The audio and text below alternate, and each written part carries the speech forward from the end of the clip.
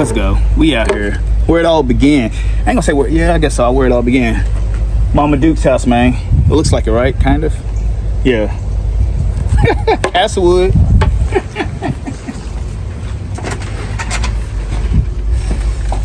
Don't mind my mom's arm. She just had surgery.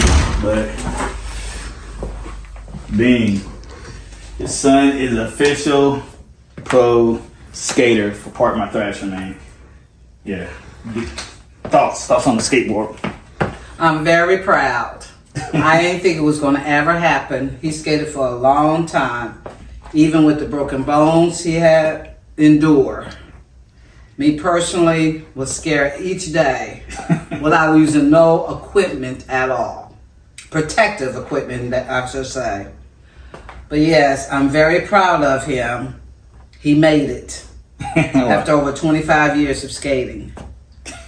And because I would like to start from the beginning, what my input on from the beginning, the middle, and up to now. So. Wait a minute, I'm not ready. Wait, have we started it already? Yeah.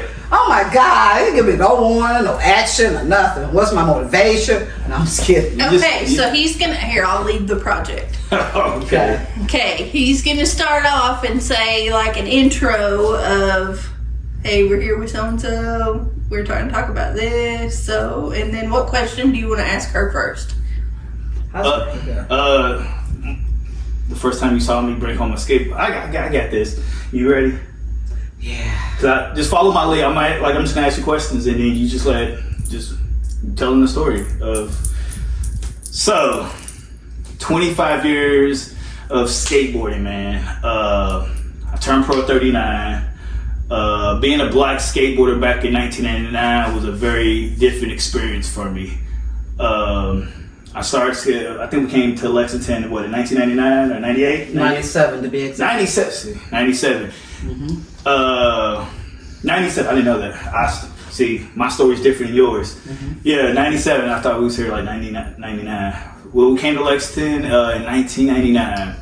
I didn't really get introduced to skateboarding until, I guess 2099 when they built a Woodland Skate Park. And what kind of made the transition from, because it was in Louisville, the transition from us being from Louisville to Lexington? Well, transition from Louisville to Lexington due to my recovery. Yes, I am an addict, but I've been in recovery. Well, I'm gonna say clean now, but in the beginning I was in recovery. But now I've been clean for over 26 years now. So what made us transition from Louisville to Lexington, that's where I started my recovery. Gotcha. So when I started my recovery here in Lexington, first of all, I had to do my long-term recovery. Just like I chased the drug, I chased my recovery. Okay? Now, I was on the verge of to commit suicide. And of course, unfortunately, before all three of my children, which I have a daughter, who is the oldest, and my two sons, which is Lee and BJ. Now, of course, we all had to be split up. Okay, for me to get my recovery, I had to split up the children. Now, of course, Lee had to go to foster care. Of course, BJ, which is his younger brother, had to go to Georgia. My daughter, who is the oldest, her name is Susie, had to go stay with, not only with my older sister, but she also stayed with a friend. Thanks be to God, they did not have to be signed up in foster care. Because if they was in foster care, I probably would have never got them back. But I'm not going to tell the whole story because that will take up all the room. So I'm going to jump ahead a little bit. I did finally get them back, but I had to get them back one at a time because I had to learn to be a mother again, which it was trying and it was tough. I had to get my daughter back first, and then the boys came later. I had to go get my son from Georgia, my younger son BJ from Georgia, because he was falsely taken without my permission. Yeah, I remember that day. It was his dad and his I think his auntie. They literally like kidnapped him from. I remember that. I think I was like 11. I remember. Yeah, they snatched my brother Henry BJ like straight from my arms. I remember that. I was crying. His dad came in. It was like 12 o'clock in the morning, like 12 o'clock at night, and they just snatched him, and They took him on. They took him on false pretense. they straight kidnapped him. Yeah. So me and my sister, my second oldest sister, eventually we went and kind of hunted him down. Because what happened was they had wrote me a letter, and unfortunately, well, it was fortunately for us, they put the return address on it. So we actually went to Atlanta, Georgia, basically kidnapped them back. But I had the custody, so it wasn't no jail time or anything like that. So I actually kidnapped them back, and we caught them off guard. And the way we caught them off guard, the house was a hot mess, they was a hot mess. They wasn't expecting us to come. Yeah. So we snatched them back up, actually. So when we did all that, going forward, so once we did all that, and of course I had to learn how to be a mother all over again. It was still rough, trying to learn to be a mother, building up a relationship, and it wasn't all good. We still had some trying times. Now, moving forward a little bit more, moving forward again, we still don't have a perfect relationship. It's getting better now over the years. It has got better over the years. Now, I'm still working with BJ. Unfortunately, I can't work with Susie right at this moment. But now, let's talk about Lee. I got to talk about Lee. Now, Lee and I's relationship was off the chain before he got into recovery. Now, I did down his skateboarding a whole lot. I always said, until you get paid, then I'll be proud of you. Until he gets paid, I said it over the years. Now he's getting paid. Now he's a pro skater, which I'm so proud. So of course I eat my words. But from the beginning, before he got clean, let me run that back, because clean and alcoholism is two different diseases. So let me clarify that. Before he got in recovery with alcoholism, our relationship was off the chain. Okay, it was not easy. It was abusive, verbally abuse, emotionally abuse, between the both of us. And we argued back and forth. I called the police on him a couple of times because it was that bad. But it took some time, it took some willingness, it took some hard work to get where our relationship is at now. Now, he still got some growing. He did a lot of growing. I did a lot of growing, I didn't know how to be a mother to him. And he said that to me in plenty times. And I know he had a lot of resentments against me. I know he does. But he's working on some things. I'm working on some things. Our relationship is getting a whole lot better over the years. Now that he's been in recovery now for 5 years, our relationship is getting stronger. I'm not saying that we have arrived. Because I've been clean for 26 years, don't mean I have arrived. Don't mean I'm cured, because I still have my faults. He still have his faults, and we're still working out some things. But I don't want to forget about my other 2 children either, because he brought to my attention. Because me and him share a lot. He calls me a lot. Now, some things they say in the room: take what you need, leave the rest. Now, when me and him share, I do take some things and I leave the rest. Now, one thing he did brought to my attention about apology. Honestly, I didn't know how until we went to church on Mother's Day, and he brought that to my attention, and he was right. I didn't know how to apologize, but I did. I apologized to one of my sons. I apologized to him because I put them, excuse my expression, I put them through hell. First of all, my daughter had raised, when I was out there in my active addiction, she practically took care of the boys when they was younger. She didn't have a chance to be a child. I put her in a mother's place to raise the boys. And that was my fault because I put her in that position to raise the boys. Took care of medication, she fed them, she dressed them, because I was out there doing my devilment. I wanted to get high. I wasn't worried about them getting fed. I wasn't worried about them getting dressed. I wasn't even worried about them getting off to school. My high came first. So that's what I did. And so I put her in that position to take care of the boys. And that wasn't her job to do it. That was my job. So, I need to apologize to her for putting her in that position. So when me and her talk, she would get apology she would get sorry for me as well, because I put her in that position. Now, as far as my boys are concerned, we're still working on the relationship, but I did apologize to my younger son BJ the other day. He did accept my apology. He forgave me. Of course, I got teary-eyed because that was a long time coming. And again, I apologize to Lee because that was a long time coming. That's why I tell a lot of people, this skateboard represents more than just me turning pro and getting paid. This is like all that you said right there. While you was doing that, I was doing this. Mm-hmm. And who would have thought 25 years later, my name, the city, 212 Livonia, be on a piece of wood that's going to be across the world and the country, you know what I mean? Mm-hmm. And it's just one of those things that this represents the people that feel like they can't say sorry or restart over. Like, I'm 5 years clean, going on 6. I didn't think 5 years later I was going to be a professional skateboarder. I just wanted to stop hurting people and being hurt myself.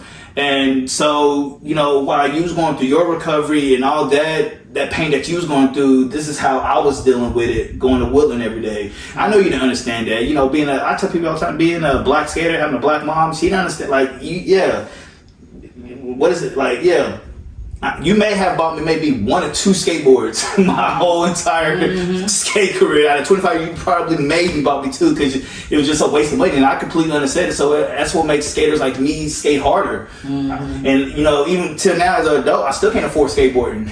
That's why I'm blessed to get free stuff and all these sponsors and stuff like that. And so I don't know what this interview is gonna entail. It's good that you got your story out there, because I always think that people need to hear your side. Mm-hmm. Everybody needs to hear the other person's side of the story. You know what I mean? You telling me that, like I said, it's bigger than skateboarding. Skateboarding is just a small part of bringing families closer together. When I was talking to BJ about this board, I was like, this is cool, but I just wanted to let you know that anything's possible. Mm-hmm. I'm 39 years old. Turned professional skateboarder. Yeah, I always said I was a professional skateboarder, but I just never had like a board with my name on it. Mm-hmm. So shout out to Part My Thrashing for that. But yeah, man, just your more like when I used to come home skating every day, going on these skate trips. Like, what was your initial thoughts of just me like doing all that? Well, my initial thoughts, oh my goodness, he's gone again. I worry about you on them skateboards. From a distance. I did worry about you, but my initial thoughts are, he ain't gonna do it. He ain't gonna do it. He ain't gonna make it. He ain't gonna make it. Honestly, I didn't believe in you from the beginning. I didn't.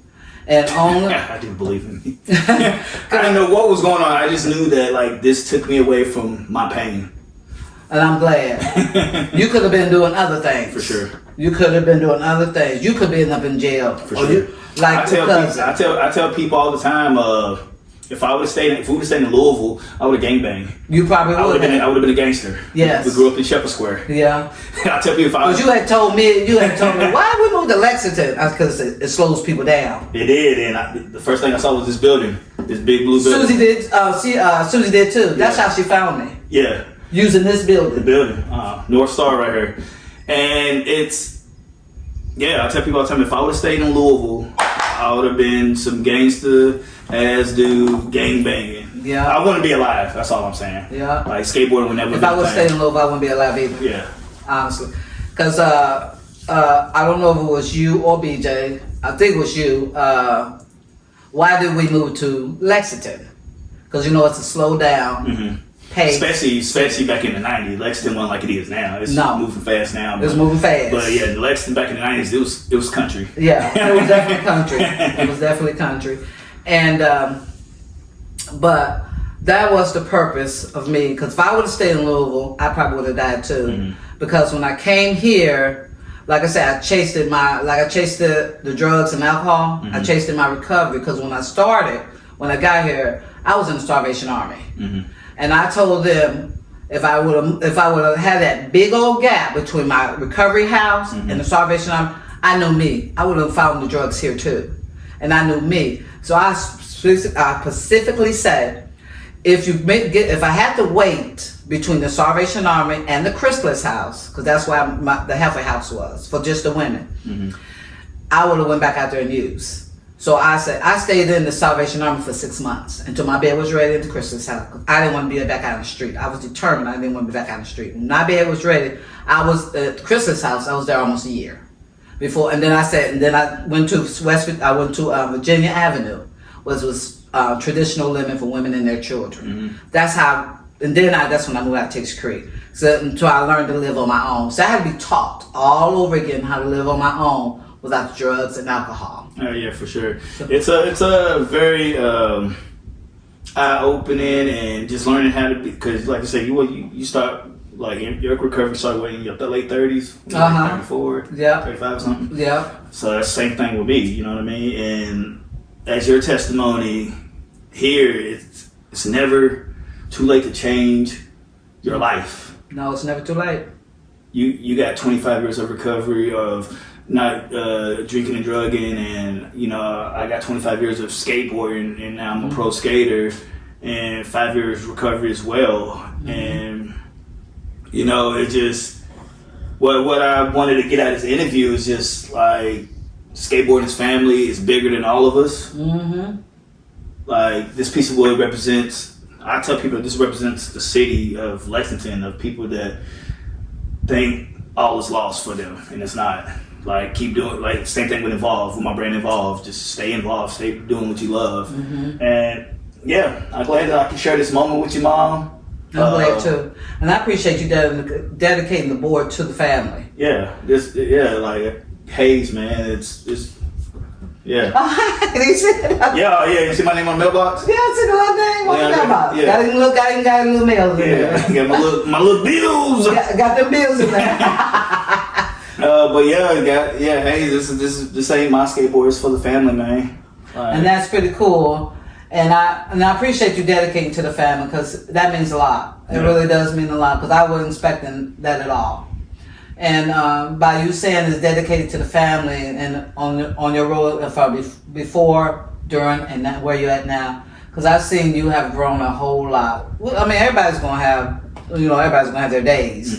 Trust me, nobody's relationship is going to be perfect. Gotcha. And I just don't want you ever forget that God was walking through all this badness that you had went through all the way up until now. He's been with you ever since, and that's going to me too, because even though I did want to commit, he wasn't ready for me. Even though I wanted to commit suicide, he wasn't ready for me yet. I had to go through what I had to go through, so I can share my story and my testimony, because I need to share it with somebody else. And that same thing with you. You went through a lot too. Oh yeah. I mean, he was all the way in Albuquerque, Mexico. Yeah. Driving me crazy.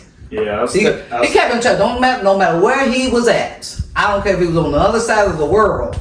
He always kept in touch with me. Even though we was going through our moments, he still kept in touch with me. He didn't care. But and he always sent me gifts. He didn't care. He sent me something. And that's why I tell my wife, I was like these last couple of years been kind of rocky for my financial situation, but I always try to make sure I did something for you, because he does. This is my thing, and this is for everybody out there. When I got recovered, people had loved me before I loved myself. And like I was telling my wife, I'm just now loving myself. Now. That's true. That And does so take a while. my goal for our relationship, I just had to keep loving you when you was pushing it away because you didn't understand how to do it and how to feel love, and True. and I felt sorry for you because it's like the way you was brought up, and it was your lifestyle. So like when I was talking to BJ and Susie, it was one of those things that I was like, I gotta keep loving this woman. Like two negatives, yeah, that's what, like she doesn't want that, but that's what she knows. And love is foreign, you know what I mean? So. Like I said, we here now. I'm sober now. Got these boards now. Like I said, these boards ain't about me. It's about the people. This represents more than me. And my sponsors know that. You know what I mean? Like whether I'm pro or not, I'll still be skateboarding. Still be falling on my butt. But yeah, man, like I said, these boards are dedicated to the fam and you, and yeah, I'm not a pro skater. You know what I mean? You just as pro in what you do too, Mom. Yeah. Well, thank you. That's your personal board, and Thank you. that's something that we can all be proud of, not just me. So appreciate the interview. I know I'm glad that you really you don't tell your testimony, and that was a good release for you. I know that was. Yeah, And it was. now, we got that, on recording, and it's something that we can look back at and enjoy, Mm-hmm. and Because me personally, when you say about love, it is hard to this day. It is still hard for me to express, but I'm learning how to do it, even with my husband James. it's never too late. I know I'm learning. Like I always say, the problem with you older people, I think it's too late. You're alive. It's not too late to do anything. No. At all. I'm 39. I'm a pro skater. It's not too. That's old to be a professional skateboarder. Yeah. But it's not too late to do anything. Yeah. You can learn how to love again. It's easy. You know what I mean? No, I ain't gonna say it's easy. It's hard for sure. It's easier to be rude and do this and that. It's hard to just Being in our old ways. Yeah, for sure. So yeah, love you, Mom. I love you too. And yeah. Thanks for being part of having this moment with me. I appreciate it. I'm glad you're part of this moment of, like I said, skateboarding is bigger than all of us, man. Skateboarding is family, bro. Yes, it is. It It is. Thanks for watching.